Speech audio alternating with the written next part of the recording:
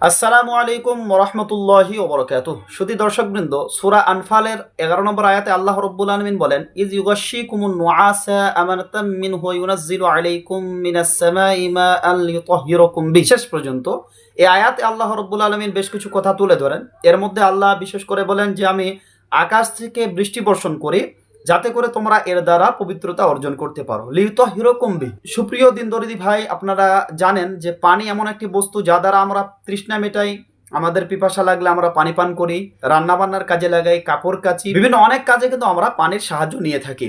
এই পানি আল্লাহ রাব্বুল আলামিনের বিশেষ বড় একটা নিয়ামত। এই নিয়ামতের কদর করা আমাদের উচিত।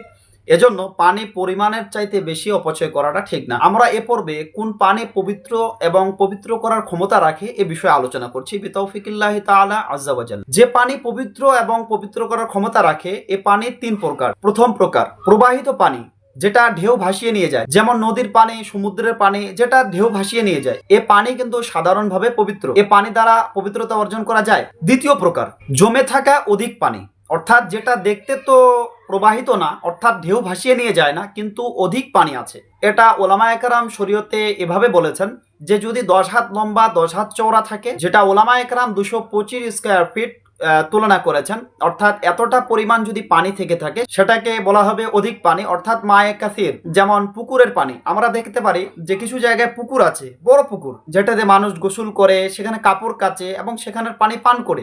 এরকম বড় পুকুর যেটা 10 হাত লম্বা 10 হাত চওড়া, এই পানি সাধারণভাবে পবিত্র ধরা হবে, অর্থাৎ তাহির মুতাহির ধরা হবে। তৃতীয় প্রকার পানি জমে থাকা অল্প পানি, অর্থাৎ মায়ে কালিল, যেমন কুয়ার পানি অথবা ট্যাঙ্কে থাকা পানি।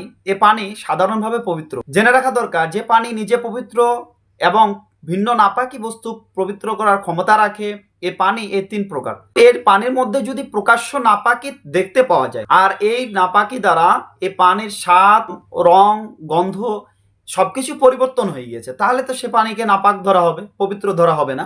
কিন্তু যদি নাপাকি না থেকে থাকে তাহলে পানিকে আমরা সাধারণত পাক ধরব। আজকে এতটুকুই। দেখা হচ্ছে পরের পর্বে। ভালো থাকুন, সুস্থ থাকুন, সদা সর্বদা আশরাফ ইসলামিক একাডেমিতে জুড়ে থাকুন। আসসালামু আলাইকুম ওয়া রাহমাতুল্লাহি ওয়া বারাকাতুহু।